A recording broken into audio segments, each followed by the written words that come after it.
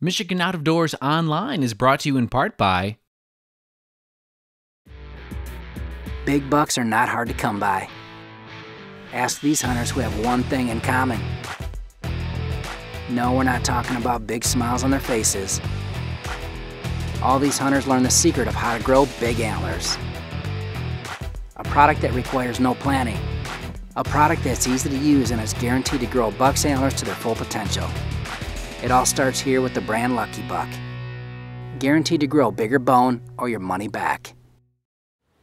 Hey everybody, welcome to Michigan Out of Doors. Thank you so much for joining us this week, and we are all about promoting and preserving the outdoor lifestyle here in the great state of Michigan. And we're going to go to a couple favorite destinations here in the state of Michigan. We're going to hit the Ausable River on this week's show, do a little trout fishing with our friends over at the Gates Lodge. After that, we're going to head to Saginaw Bay, which is another favorite destination this time of the year. Catch a little walleye. We're going to show you maybe a different way to do that on this week's show than maybe what you've tried in the past. And we're also going to get some tips from one of our best wing shooters here in the state of Michigan on how to be a better shot. So lots of good stuff on this week's show. You stay tuned. I'm Jimmy Gretzinger. It's time for Michigan Out of Doors.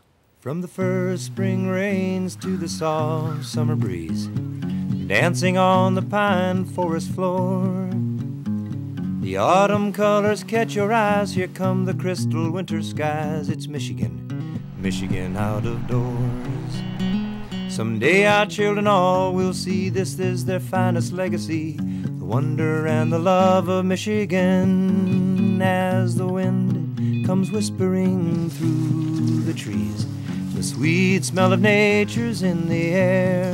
From the Great Lakes to the quiet stream, shining like a sportsman's dream, it's the love of Michigan we all share.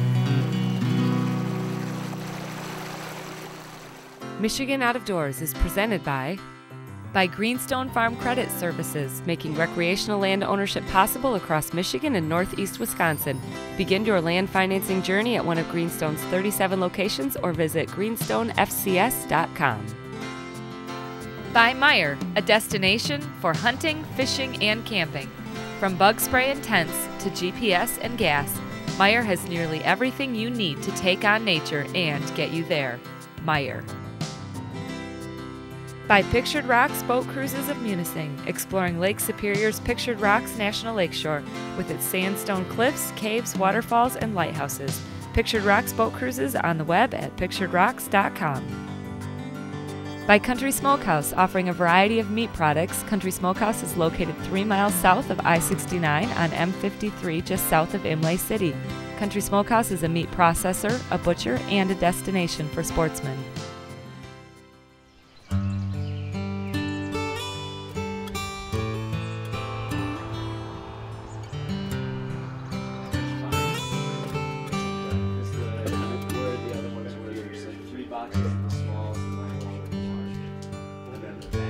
We're just east of Grayling, on the banks of what they call the Holy Waters.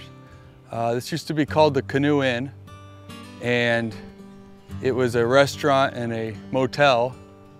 And when the Gates family purchased it, it was still a restaurant and hotel, but Rusty and his father started selling flies in the corner of the shop. And from this little fly display, which I still have, it became a fly fishing destination with a guide service and whatnot. So we have 17 rooms, half a dozen guides, a great restaurant, serves breakfast, lunch, and dinner, and an internet business as well. After seeing the shop, it was time to hit the river. Joining us today was Josh's buddy Kyle Junker. We would be on the South Branch today, a place Josh is very familiar with. I started working here in about 1994-5, that summer. So I know I was 15 years old, and walked into the shop and bought some fly tie material, and Rusty said, "Oh, you tie flies?" And I said, "Yeah." He said, "Well, tie one right now for me," and I did, and that turned into my first job was as a fly tyer here, and since then I've worked every single job at the establishment, from washing dishes to I even cooked a couple of times to fill in, but mostly I've been in the fly shop. I've been a professional guide here. And when Rusty became ill, I took over running the fly shop because I knew some of the customers, and eventually when he passed away, we'd worked out a way for me to buy the business, and a year later I did. It's no small thing to take over the reins of a place like the Gates Lodge. Josh had the experience, but would the folks who come here from around the world accept him as he took over? Well, he vouched for me. That was the key. He sort of said, well, here's Josh, he's going to run the show, I'm sick. And the customer base has been great, the support's been great.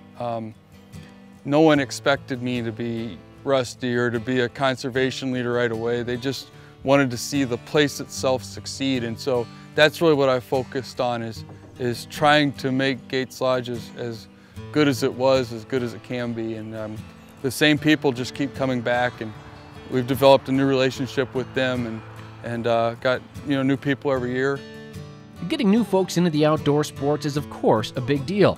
We tend to think that that means kids and young people, but one interesting thing that Josh told me is that beginners don't have to be kids. He is seeing folks from all ages giving fly fishing a try. I do, yeah. It's not always young people. I think that's the problem, is people think, well, we're not seeing a lot of young people, and I think you see kids and you see 30-year-olds, 40-year-olds getting into it. I think that's the way it's going to be.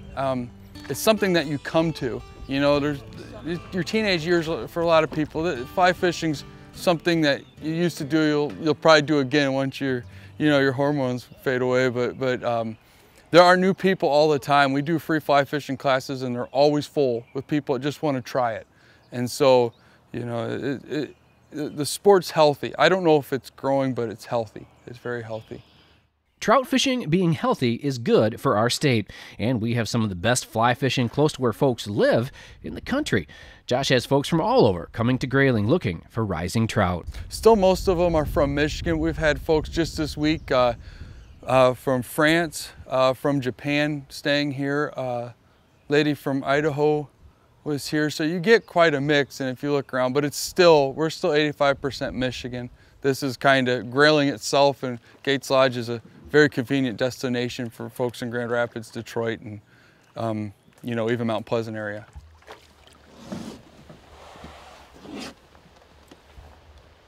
Wow, look at the colors in there. Yeah. They seem to glow. Wow. Nice job, young fella. It's a fish with a good attitude. It is hard to beat floating a pristine trout stream on a day like we had today. Michigan is the destination for many a trout angler, and we have many blue ribbon trout streams to offer. Most of the rivers in our area are known for small average fish, but some of the best shots at big fish on dry flies anywhere in the country. It's not world-class big trout fishing by any stretch, but we do have good fish here. But our fishery is known for wild fish, rising fish, and good hatches. And that means a lot more to people than the size of fish. Having wild trout like we have in these rivers so close to population centers is not available hardly anywhere else in the country. It's not a tailwater, so it's not benefiting from cold water discharge. This is just, the way it's supposed to be. We just don't have any grayling left. It's all trout. Well, so far we had picked up a few decent fish, but the high sun isn't ideal when trying to find pressured fish like we have here on the Au Sable. But the conditions, they were getting better. We're getting a decent hatch of Isonychia right now. It's a large mayfly, which is a good thing. It's not very heavy, but we're hoping as we get downstream a little bit that fish will start paying attention, because they haven't been so far. It's too cold for a spinner fall, which is when the bugs come back down to the river to lay their eggs. So everything we're gonna get is gonna hatch out of the river instead of what's already in the trees waiting to mate. They'll need a warmer night. These are coming up from the bottom of the river. Okay. And like I said, it's not very heavy, but it should be enough if the trout will get the memo. As the bugs emerged, we were able to get a few nicer browns. We had a window of about a half hour or so where the conditions were about perfect. I asked Josh just what is a big fish for this river. Depends on the time of year. I mean, this time of year, if you catch a 16-incher, you're generally slapping high fives. Okay. A 20-incher, you're calling friends. 24-incher, quit fishing for the month. Well, we finally had what we were looking for. A bigger fish was on the line. Now, just had to see if we could land this dandy brown. What activity? I want to land the fish. Oh, my arm's getting tired. Keep him, see his weeds here?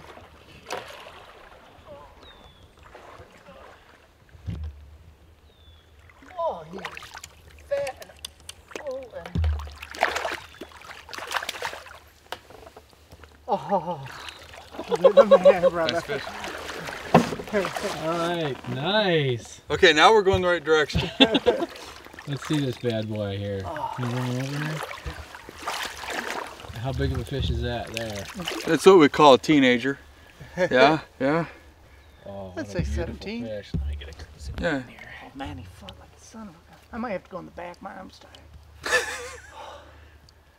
Thank you. What a fish. Cool, man. Nice cast. Well, after into the tree. Nice job, team. Yeah. Yeah. And That's all right. He still had a lot of spunk in him. that fish had spunk. Here, you get up front. Well, nice job, young fella. That's the way it's supposed to happen. Now, you didn't get the ones where I was in the tree. No, I don't think so. That's right. No, we That way saw people him, think I know him. He surfaced a few times, right? So we were you're targeting him. Yeah, there were 2 or 3 fish in here, and with this nice slow water, I mean, you can just, they're crushing them. It's more of an attack than it is a rise. I mean, they're blowing up on these bugs as they're coming off. And Oh, so that was a pretty fish. Well, our time on the water was drawing to a close. We had caught quite a few nice 8 to 10 inchers and did have the one nice fish as well. Overall, a pretty good evening on the river. The Ausable is a treasure here in our state, much like many of our trout streams. And like many of our fly shops around the state, the Gates Lodge is a very special place in our outdoor landscape. It's good to see that it's in good hands going forward and will continue to help folks chase rising trout here in Michigan's Out of Doors. Hi, I'm Jordan Brown, and for this week's story, I was headed over to Saginaw Bay to do a little walleye fishing, where instead of using the traditional crawler harness approach, today was all about throwing crankbaits.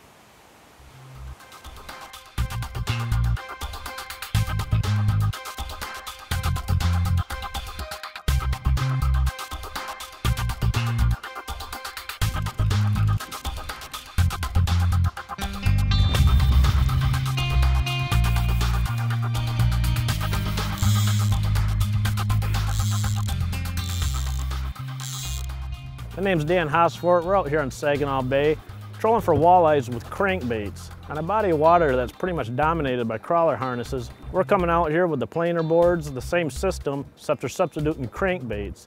Not just any crankbait, but some new crankbaits to the market. State-of-the-art stuff, baits by Yakima and Selmo, trolling them right in the top 15 foot of water, and we're absolutely killing the walleyes. The only problem we have is a lot of sublegal fish today. It's kind of the way the bay's been lately. There's a lot of small juvenile fish. You just got to weed through them, sort through them, and you'll get your nicer ones eventually. You know, a lot of people get frustrated with having to go through a lot of small fish, but I tell you what, it's a great sign for the body of water. You know, it's a really healthy sign to see all these small juvenile fish, because someday they're going to grow up and they're going to be nice fish, and they're real healthy looking. So, you know, yeah, we'll put up with it. It's, you know, you want to catch the big ones, but just to see that the body of water is growing that way, it's really encouraging for the future. The walleye we just took was on a Yakima fatfish. This is pretty unique bait, primarily a steelhead bait. This is a 1/4 ounce. It's kind of a unique bait in the fact that it has what's called a flatfish bill, and pretty much everybody that's ever fished is familiar with a flatfish bait. Well, this is the kind of bill that they put on this bait. The unique thing I like about running these, though, is these fatfish, you can run them a 1/2 mile an hour, you can run them up to 4 miles an hour if you want to. And they're nice, they dive really fast, so I can work every water column with them. If they're high, I only need to let this bait back about 10 feet and I can get these down about 4 or 5 feet with just 10 feet of line out. And if I want to get this down 12, 13 feet, about 60, 70 feet of line is all I need to let out on this. And it's got great action, it's got a nice loud rattle in it, and good flash, great bait. Saginaw Bay is traditionally dominated by the crawler harness, which is very effective in catching fish. But when trying to sort through fish and find keepers, crankbaits can often prove more efficient. The nice advantage to running the crankbaits in this situation where you have a lot of small, real aggressive juvenile fish is that, you know, you can get bit and just keep fishing. If a fish comes off, you just keep fishing. Where the crawler harness, you know, they're gonna steal your bait, they're gonna bite you light, take the ends of the crawlers off, or you're constantly bringing your rods back in and having to rebait. But with crankbaits, there's no rebaiting. They either hook up or they don't. You just keep on fishing. You maximize your fishing time. And that's really what you got to do when you're in a sorting game like this, where you're sorting through a lot of small fish. You got to maximize your fishing time. And with harnesses, you're pretty much on the reel all day, just replacing crawlers. With the crankbaits, you're in the water twice as long. With all the talk about the advantages of the crankbait, it was time to put it to the test, searching for a few nice fish on the bay.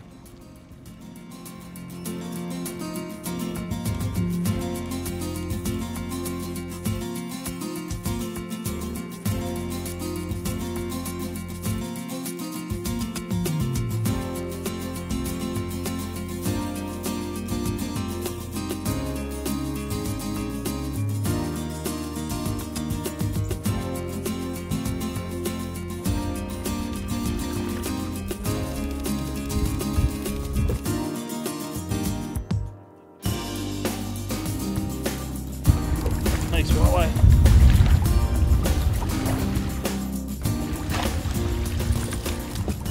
Usually 2, 3, 4 pounders. You know, that's a nice fish right now. This is going to qualify in that class. This is actually a pretty good sized fish for today.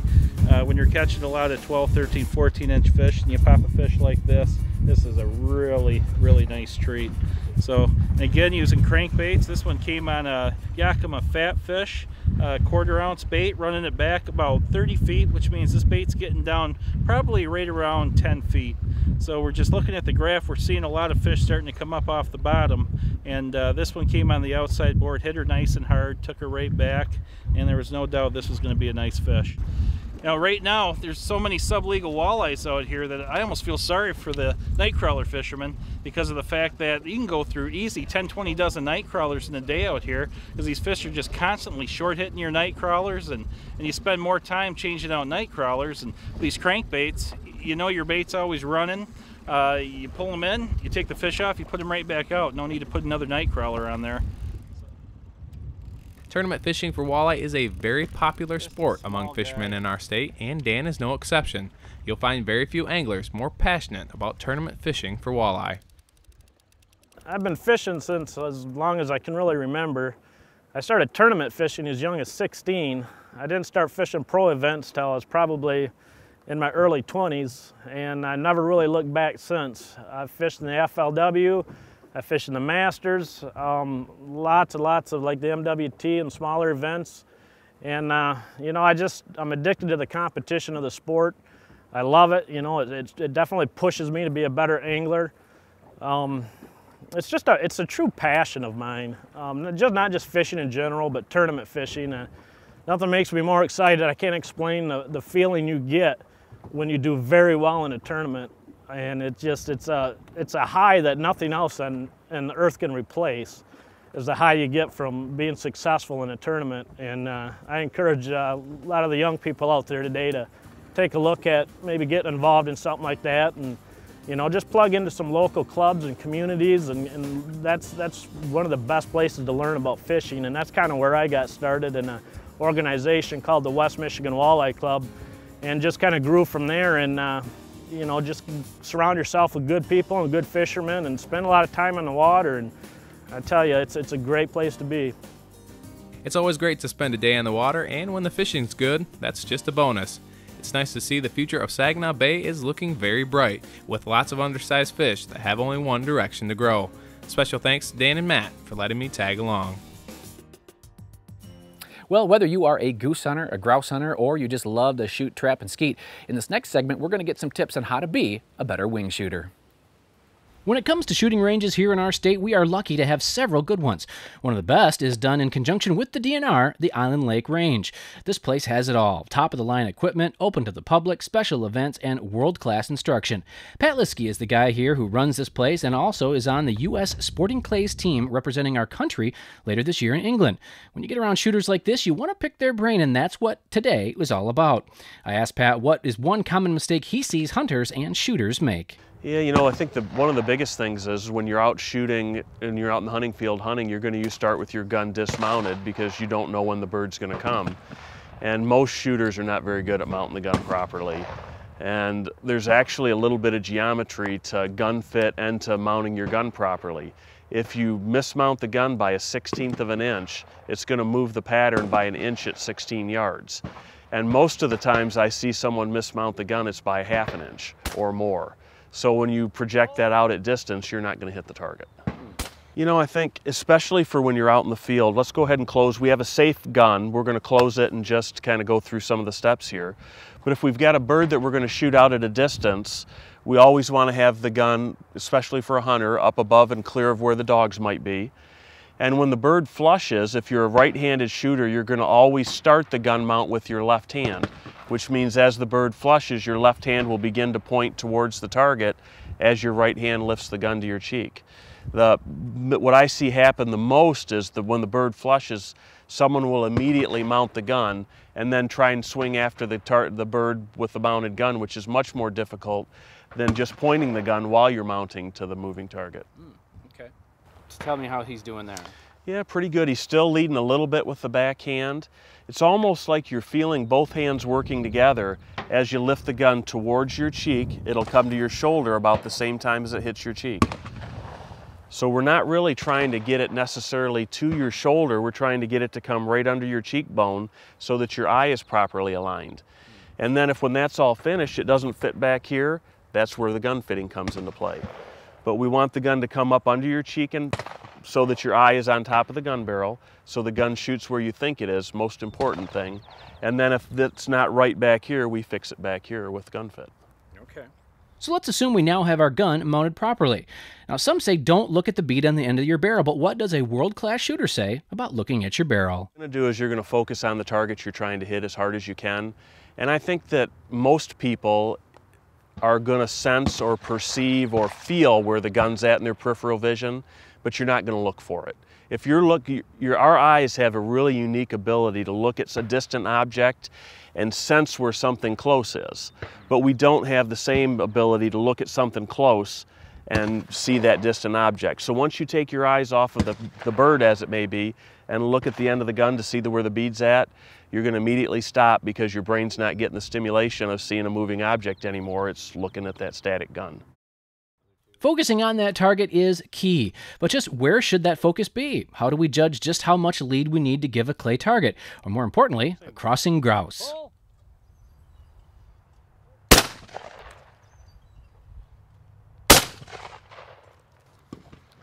So again, we've got a safe gun, empty. If you spread your index finger and your thumb across that gun, that's what 4 foot of lead looks like on a crossing bird. So if you just do that across here, so when the bird's crossing, that's what 4 foot of lead looks like. Now if you spread your index finger and thumb across a bird flying away from you, they're almost touching in this spot. That's what 4 foot of lead looks like. So it doesn't take very much perceived lead when the bird's flying away from you, but when the bird's flying across from you, it's going to take quite a bit more perceived lead. The length of the gun hasn't changed. It's just the way it appears is what's changed. So it's really important to know that, shooting winged birds or clay birds. Another common thing you hear at ranges is keep the barrel moving, and that does have some validity. But it was interesting to hear from Pat that maybe we have given that idea a little too much emphasis. The moment the shotgun's been fired with modern ammunition, that shot charge is on its way out of the barrel. And it's going out of the barrel in a clay target load at a little over 700 miles an hour. So you're either in the right place when you pull the trigger or you're not. You can't really influence the shot after that. But it helps to, you know, follow through a little bit. I mean, if this is the target and I need to shoot here to hit it, when I pull the trigger, if I'm there when I hit it, stopping the gun's not going to influence the shot.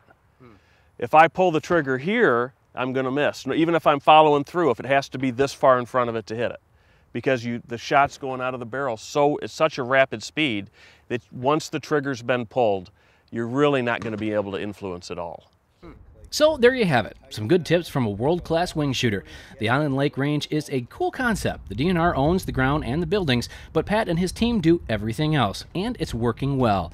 If you're in the southeast part of our state, the Island Lake Range is a great place to get out and do more shooting, to get some great instruction and become a better hunter.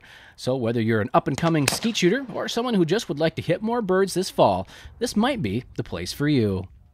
Hey everybody, thank you so much for watching Michigan Out of Doors this week. Some of our PBS stations are in pledge this week, so that means if you're watching Michigan Out of Doors and you want to continue to see this kind of programming, we'd ask you to pledge early and pledge often. Let those folks at PBS know that you want to continue to see Michigan Out of Doors, continue to see outdoor programming. And if you haven't seen Michigan Out of Doors over the past couple of weeks, want to see what we've been up to, you can always check us out online at michiganoutofdoorstv.com. We have full episodes of the show there every week, and we have a lot of brand new stuff coming over the next several weeks, so make sure you join us right back here next week on your PBS station. Michigan Out of Doors is presented by Zimmer Roofing and Construction in Port Huron, featuring Duralast roofing systems made in Michigan. Zimmer Roofing and Construction provides installation, maintenance, service, and repair, serving commercial and residential clients on the web at zimmerroofing.com. By Propane, exceptional energy. Propane retailers promote the safe use of Michigan-produced gas energy in homes, farms, and businesses across our great state. Learn more at usemichiganpropane.com. By Meyer, a destination for hunting, fishing, and camping. From bug spray and tents to GPS and gas, Meyer has nearly everything you need to take on nature and get you there. Meyer. Closed captioning is brought to you by Propane, exceptional energy. Propane retailers promote the safe use of Michigan-produced gas to outdoor enthusiasts across our great state. When I wander far away, a dream stays with me night and day. It's the road that leads to my home state. I am a Michigan man. Changing seasons paint the scene like rainbow trout in a hidden stream. The white-tailed deer in the tall pine trees. I am a Michigan man. I am a Michigan man. Ask where I'm from and I'll show you my hands. Lord above, I love this land. I am a Michigan man. From the Keweenaw down to St. George.